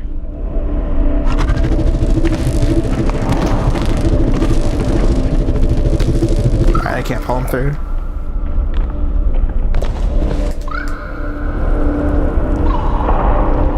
This place is creepy. Steven says he also hit a bunch of references to Legacy of Kain and Outcast and a bunch of my other inspirations. That's awesome. So are there any BioWare, ex-BioWare? Yeah, you said there was some guy, sound people worked on Mass Effect. Yep, Bill Green, who did sound design.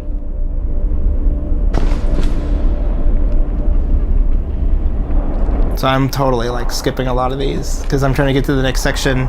For sure. I do want to like take a look at some of them. I'm like, what is this one? Is this one any like got a thing on it? King Adam.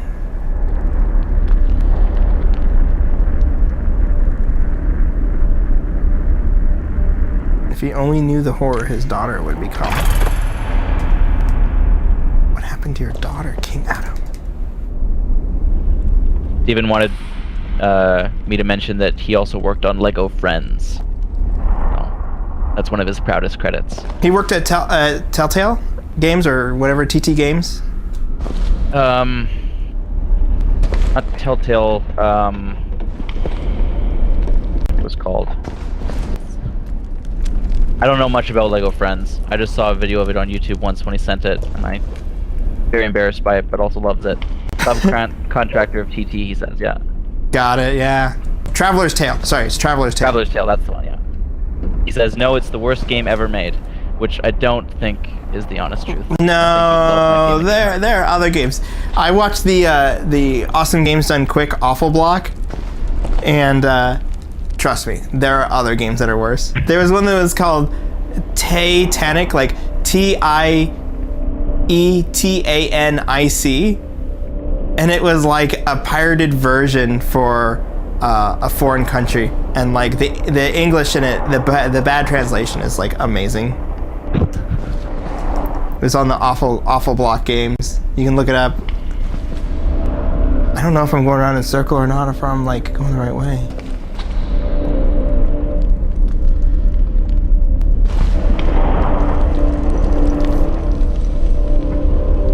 I think I just came from there. Yeah, I did.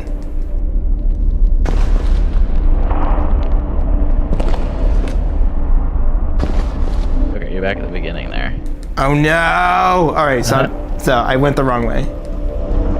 So let's backtrack. Because there's something down here I need to get. And is there a door that's open? Yeah, right there.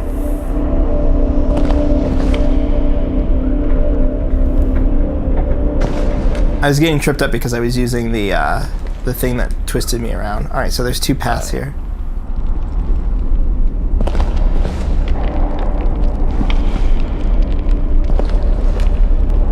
And I have a feeling that this is a little circle you can go around in.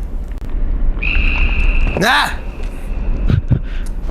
Little things are creeping me out.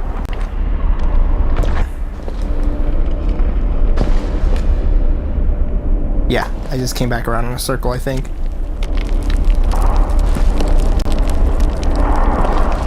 Nope. Yes. Yeah, I did it. All right, cool. And I didn't have to have a head crab on my face.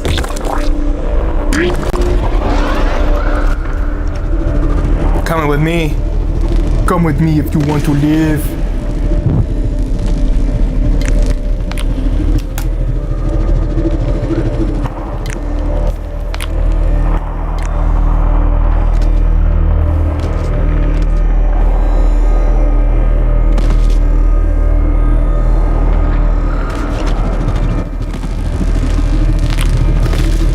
Wow, that worked.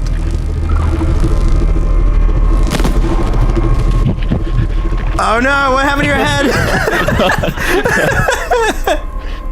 I'm sorry, I shouldn't be doing this. I'm like, oh cool, look at the funny physics. Okay. I will take this bar.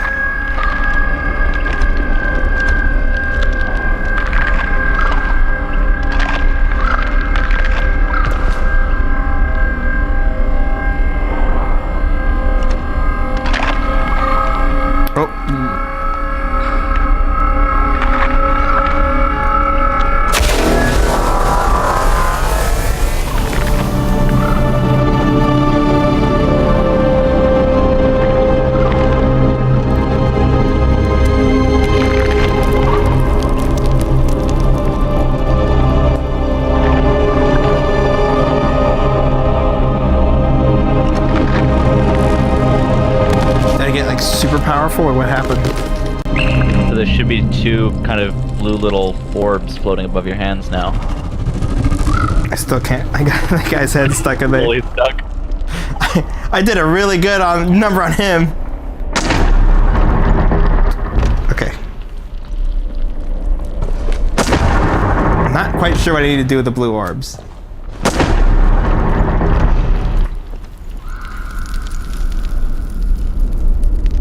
Try grabbing them.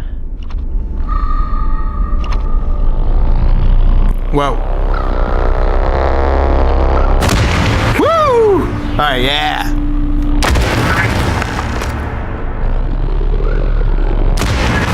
Alright, now we can do some combat here. Say goodnight.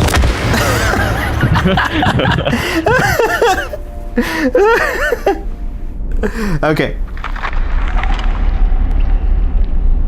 Alright, where am I going?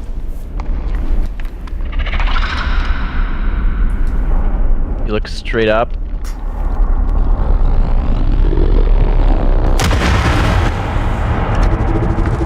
we go. I have new powers. Will I use them for good or for awesome?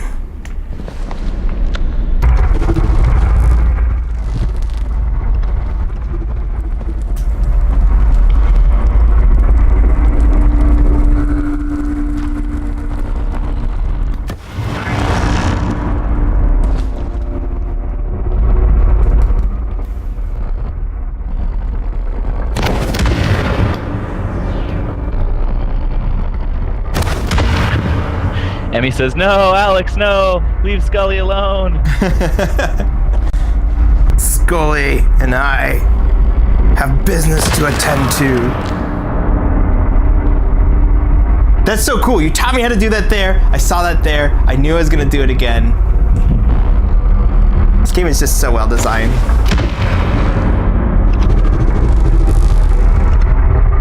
And I just need to find a brick to put in there. Oh. Oh. That's new. Can I take you?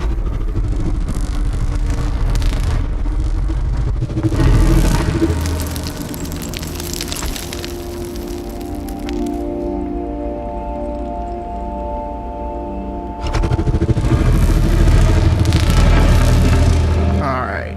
I gotta figure out what to do here next.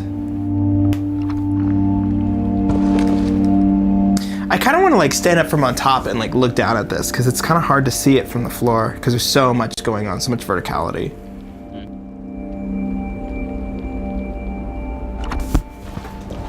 Yeah, we used to, up on the side there, where those kind of bleachers are, we used to let you go up there too. Uh-huh. What happened?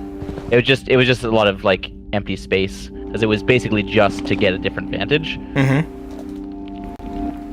It was distracting. That's too bad. And then you had to deal with stairs.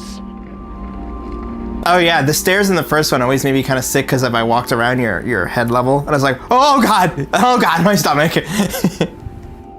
Because your height level would be based off of where you were, and because the first one was the Vive game. Because I played the first one on our Vive, and I was just like, oh, I can get really sick really easily. You might have to give me a little nudge in the right direction because after we finish this, it'll be like a good place to like leave it off at. Yep. Okay, so now that you have that power that you can knock things off of, then back in the crash site, the Coliseum, remember that red door? About ready to remember remember a little bit better. There's a red door, and above it, then there was a ball that you can now smack out, basically.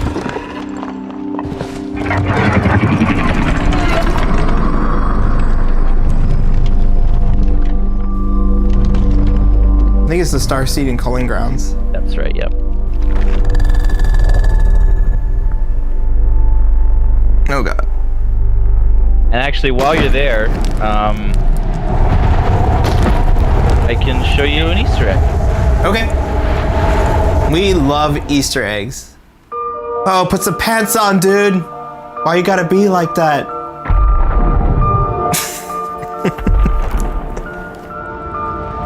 That's when I knew I had to get out of there. Woke up one day, and I just couldn't breathe. Just kept seeing 50 years flying by and waking up right there in Duncan. There's got to be more to life than that. Look at me, talking to a chained up space giant about feeling trapped. Sorry, big guy.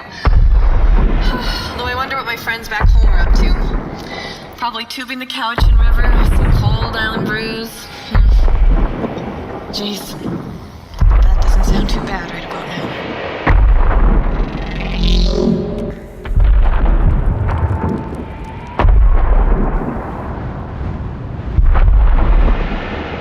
All right. So, what kind of Easter egg are we going to be running ourselves into here? Okay, so in the full game, so on Oculus Home or on Steam, this would unlock you an achievement. I don't think anyone's unlocked the achievement yet outside of the studio. cryptic. Oh, do we have an exclusive here? You have an exclusive Easter egg here.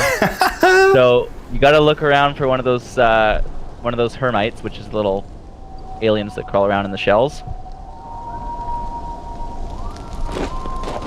Those little creepy guys.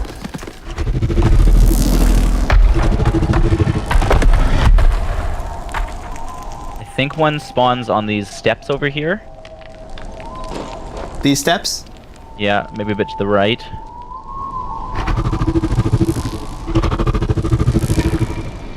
Ah, yeah, there he is up there.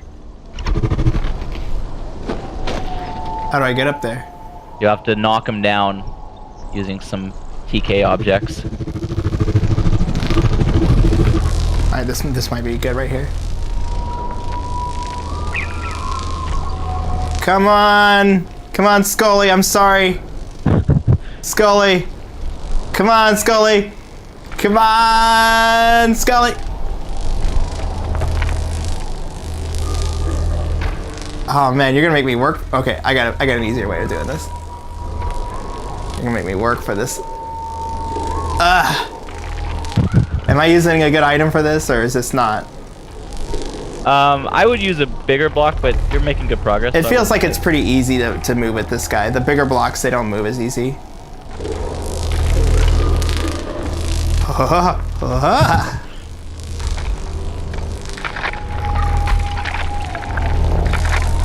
Also, I'm doing this with my left hand. I am right-handed.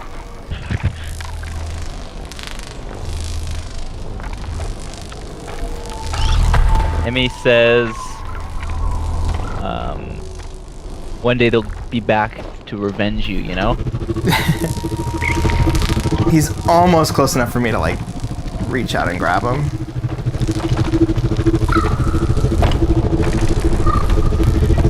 Man, I got him, like, really stuck in that corner there. Hold on.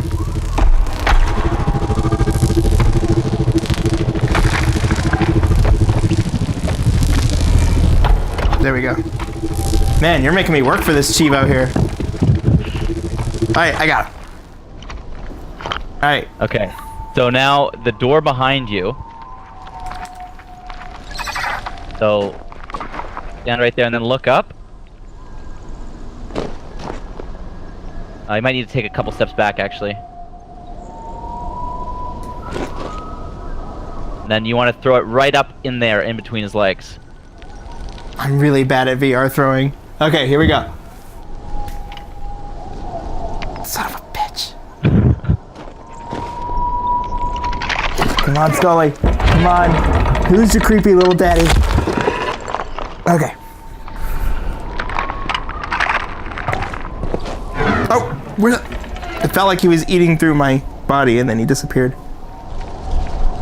Oh, what? There he is. He's just in the darkness. He's in the darkness. Okay.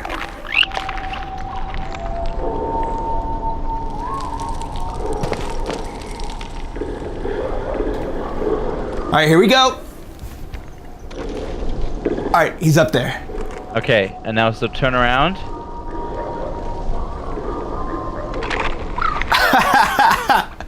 Nice. So it's like zero gravity now? Yep. For the whole area? Yep.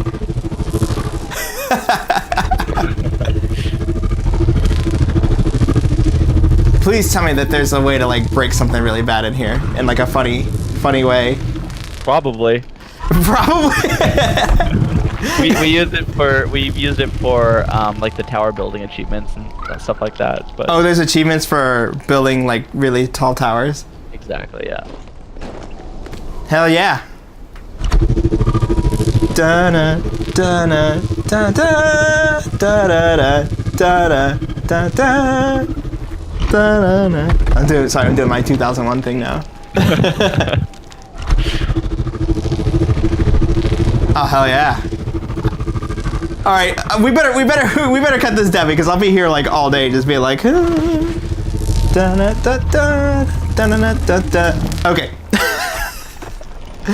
So that is The Gallery, episode 2, Heart of the Emberstone. I enjoyed that quite a bit, and I need to go back and I need to finish that up. Oh my god, I'm like in wires right now. I'm like, help me. But yes, that's it. That's our stream for this week. We are Human Interact. We stream every Friday at 1 p.m. Pacific, 4 p.m. Eastern. But before you go, tell me, Anthony, how do I get this game? How much does it cost? Yeah, so you can get the gallery. This is episode 2 that you just saw streamed. You can catch the past Human Interact Call of the Starseed stream, which is episode 1. Oh, you don't have to call out our stream for us. Thank you. In the archives. And episode 1 is $19.99, and episode 2 is $29.99, or you can get them both for $45. And you can do that on Steam. You can do that on Oculus Home. You can do that on Viveport. And you can get a little taste of all that. And if you want to try it before you buy it, you can play the Coliseum, Heart of the Emberstone Coliseum, also available on Steam and Viveport and Oculus, and you can even try that little Easter egg that you saw at the end. So you can do that in the Coliseum? You can do that in the Coliseum as well, yeah. Hell yeah, that's awesome.